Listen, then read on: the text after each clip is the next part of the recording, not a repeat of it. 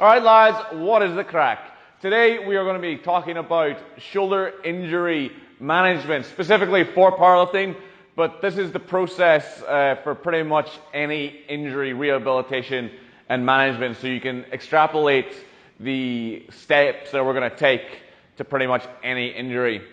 A lot of the drills that we're going to cover in the rehabilitation and strengthening portion you can pretty much utilize for anyone with a shoulder injury, but they're specifically going to be useful for people who have a powerlifting related shoulder issue, normally are around kind of bench press. So the three stages, or the four stages that we're going to talk around are pretty much dependent on you having not necessarily a diagnosis, but having an idea of what's wrong. So before you engage in this process, you really should see an injury provider, so a physiotherapist ideally, who deals with sport, I think is pretty much the gold standard. A good musculoskeletal physiotherapist who deals specifically in sport. But there are other people that can help.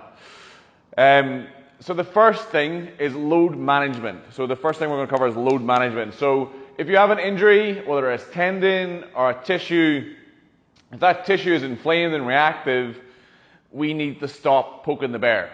You basically need to stop basically it's the inflammation process. So we talk around the shoulder. If you have an inflamed tendon or even an inflamed rotator cuff, or if something around the shoulder specifically, I'm not physio, is inflamed, if you have a tendinopathy or a tendinitis, continuing to load it in such a way where you're sore, you get like deep pain, it refers to the bicep, maybe it refers to the wrist, you need to stop poking the bear. So the first thing is load management in your training.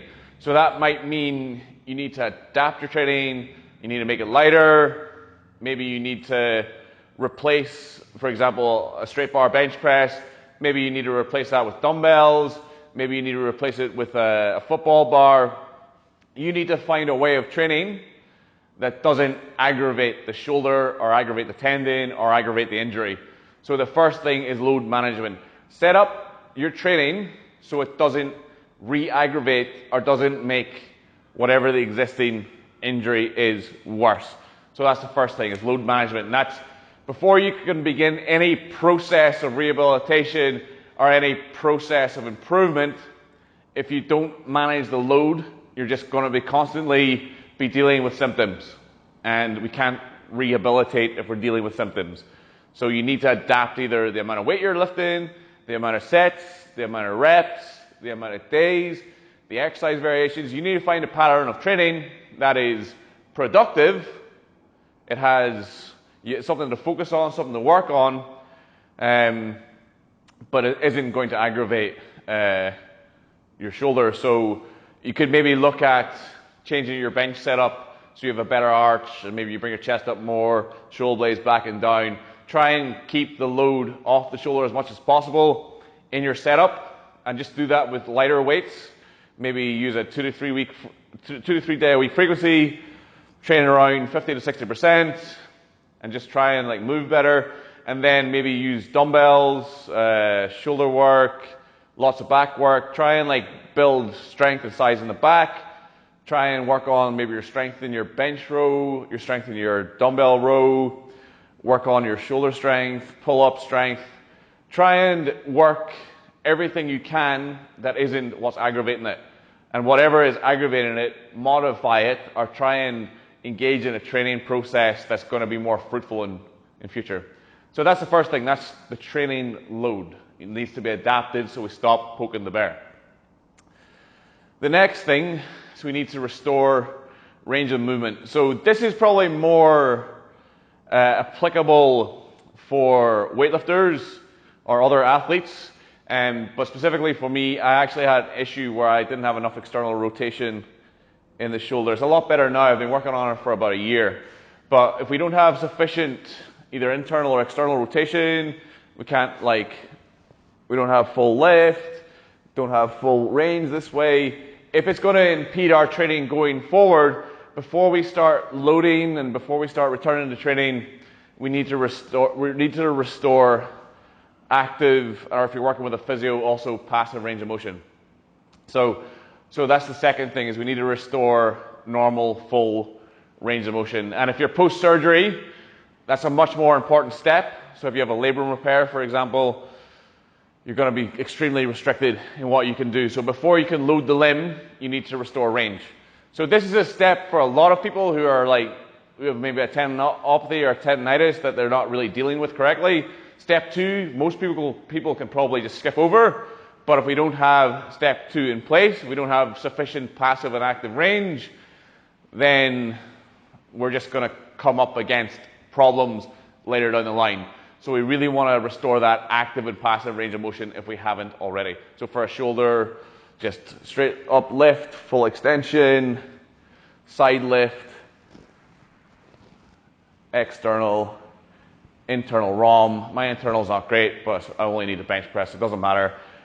For some different populations, some different athletes, you're going to need to work to restore the full range.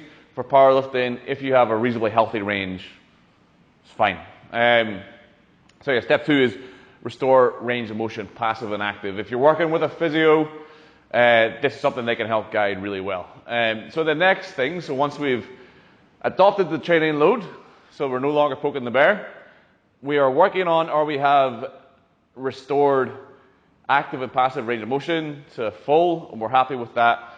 We then start working on conditioning. So strength and conditioning specifically for the injury, prehab, rehab, whatever you want to call it. We're going to strengthen up the muscles that are weak and causing issues. The muscles that can't handle the training load, the ones that are becoming, the muscles that are becoming inflamed, are helping to cause inflamed tendons, leading to tendinitis, tendinopathy, pain, blah, blah, blah. That's the next thing. So the worst thing we can do for an injury, especially a tendon-related injury, is take the load away. We need to load it in a fruitful manner, so we need to strengthen it. So step 3 is going to be strengthening your weakness. So specifically, the exercises that I'm going to show you in the next segment coming up are going to be around the rotator cuff, because from what we're seeing with the populations we deal with, rotator cuff seems to be the major thing, especially in powerlifting populations. Weak rotator cuffs, which are something we don't really train before we start benching, seem to be a massive issue, seem to become inflamed. That's where we get like a little referral into biceps, we get referral into forearms, we get specifically deep pain in the shoulder like I get, maybe might refer into, you can get pain in scap, kind of like towards lat insertion. Rotator cuffs live down there as well. So specifically weak rotator cuffs. So I'm gonna show you 4 key exercises. There are progressions and regressions for these exercises. There are also more of them. These are just a selection of 4 that I think cover the basics.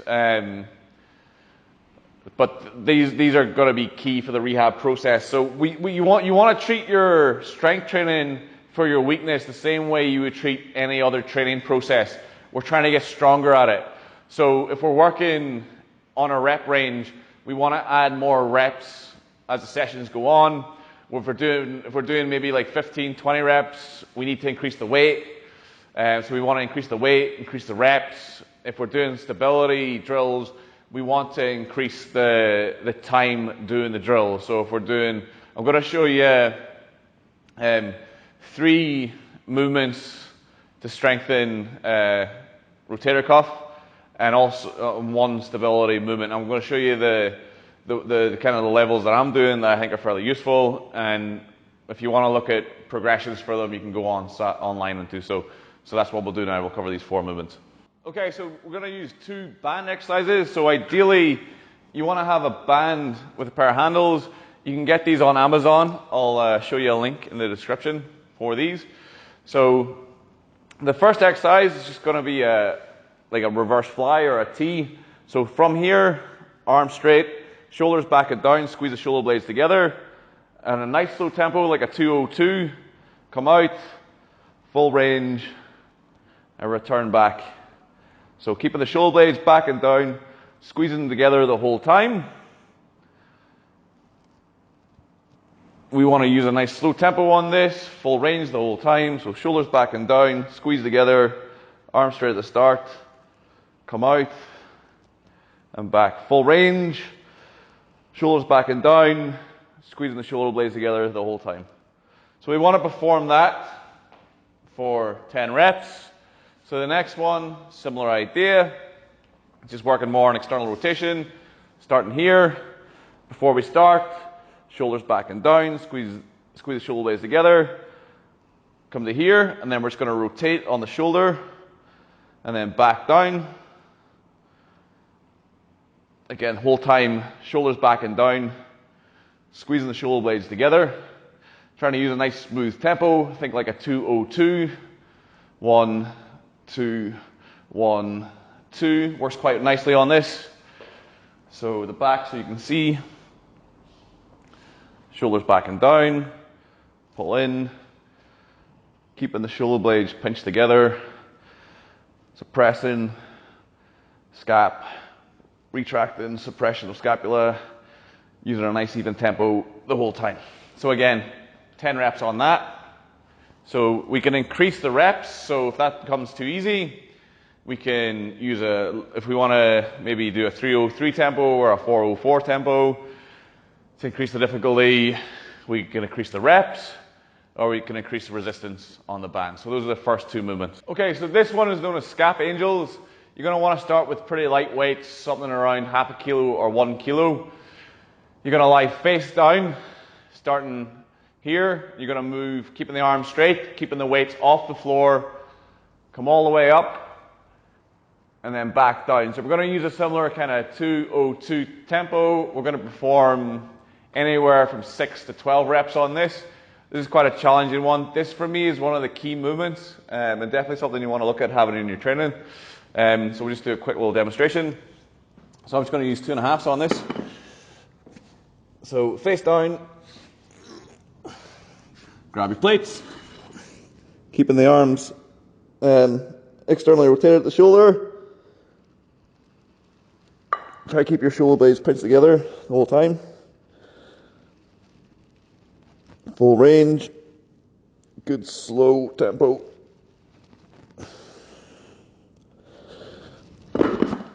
Okay, so this one's quite insidious. It looks like nothing, but it's going to absolutely kick your ass. So it's important to have the shoulder blades back and down, pull the shoulder blades, pull the scap together, and then move in a full range as you can, keeping the weight off the floor and a nice slow tempo. This is one I think you can start around 6 reps with, and then session on session, just add a rep, until you're up to doing like 3 sets of 10, 3 sets of 12 with a good tempo. And when you can perform that, then up the weight. Incredibly important movement. Definitely something you should look to include in the program. Okay, and finally, we're going to introduce a stability element. So what we're wanting to work towards is known as a star balance. So it's basically a side plank at arm's length with your foot in the air. I'm going to start with the side plank balance, because this is somewhere I'm quite weak at. So this is a big work on for me. You want to work up to about 2 to 3 sets of 30 seconds. When you can perform that regularly, you can progress on to a side balance with the feet on the floor. When you're comfortable with that, so a star balance with the feet on the floor. When you're comfortable with that, you can raise the legs up onto a bench. When you're comfortable with that, you can move on to rotations, which are relatively advanced. For some athletes, such as we have a couple in here, who are more advanced and still have a shoulder issue, so maybe someone who does a lot of dance movements, do a lot of lifting, are relatively quite strong, but still have an imbalance or a weakness, we're going to have to use more advanced variations of the exercises to challenge them But the whole point is we're trying to challenge you or challenge whoever it is. So for a lot of lifters, real low level, even though we're quite strong, like I can bench over 2 times body weight, or have done anyway. That's strong, like a strict press 140, that's strong, but my fucking rotator cuffs are mush. So I'm doing like superly like low level shit for my rotator cuffs, and it's really helping to manage it. So you gotta find the level for the strength that you're at on what we're trying to challenge, and you've got to try and challenge it. So I'll show you 2 progressions. I'll show you the side plank, and then I'll show you the star balance, and then I can't show you anything else because I'm not good enough. But this should be sufficient for most lifters. So we're just come up into a side plank. So both feet on top of each other. Push the hips up. Try and have as little rotation as possible. Shoulder back and down. Hand up. And you just simply hold this position. Try to be as strict as you can for 30 seconds. If that's too easy, we can raise the leg up into a star balance and hold that. So we're looking 2 to 3 sets, building up to 30 seconds. When we can do 2 to 3 sets of a variation for 30 seconds quite easily, then we need to progress on to something more challenging. Okay, so those are 4 key movements. As I said before, there are only 4 exercises. There's a whole galaxy of exercises you can utilize to challenge the smaller muscles that we're trying to condition and strengthen. And we're trying to progress it like any other strength training process.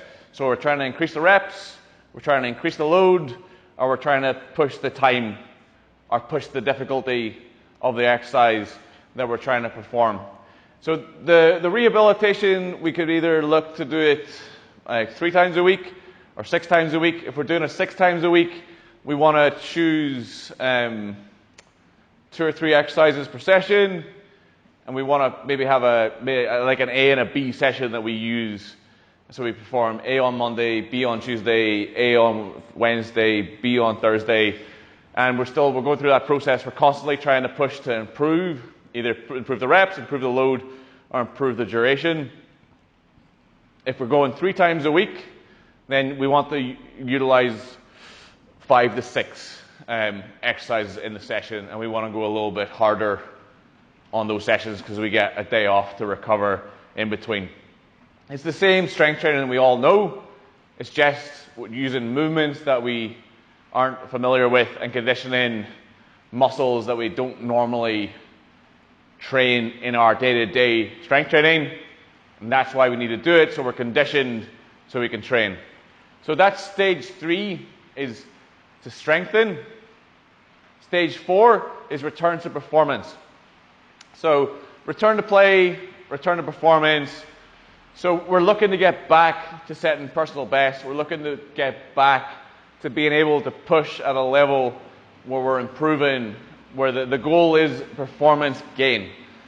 So that process is basically an amalgamation, that's a good word, a combination of stage 1, load management, training load management, stage 3, return to strength, and then phasing that on a process or even on a graded process where we're confident we can then start engaging with a full program. So we could, if we were maybe to use a 4 stages of return to performance. Stage 1 is we can't perform the skill or we can't perform the task that we want to perform without pain, without regression. Stage 2 is we can reintroduce the sports skill, or we can engage with the training that we want to in a manner where we aren't regressing, but we maybe can't do so aggressively. Stage 3 is we're somewhere between being able to do it aggressively but still suffering some kind of symptoms or pain, but we're starting to return to normal training. And stage 4 is full fitness, back to full noise training. So we just need to be cognizant of where we are in that process, that return to performance, return to play process. And if we want to, we can use objective markers. So we can say, stage 1, can't do the skill. Stage 2 can perform 40% for 10 reps with no issues. Stage 3 can do 5 by 5 with 70%, or we can maybe use RPE, maybe it might be a better one, the percentages. Maybe stage 1 can perform without issues. Stage 2 can maybe perform up to an RPE 5 without issues. Stage 3 can perform up to an RPE 7 without issues. Stage 4 can go up to RPE 10 with no issues back in the game. It's just a graded process so that we know we're here, and we can use percentages if we want. We can use markers, so we could say we can use 10 rep maxes, would have been our way of doing it. Stage 1 can't engage in a 10 rep max test without issue. Stage 2 can perform 50% of 10 rep max with no issue. Stage 3 can perform 80% of 1 rep max with no issue. Stage 4 can go to RPE 10, can perform a 10 rep max with no issue. So we just have a graded performance. So we can say, right, we're in stage 1, that means we're maybe not going to be benching, or we're going to be doing some kind of modified benching, or some kind of modified sports skill where we're trying to work around it as best we can. Train in as fruitful a manner as we can. Stage 2, returning to sports training in a graded manner. Stage 3, returning to pretty more or less full training, using all the exercises, using all the sets and reps, the normal frequency, but we can't push.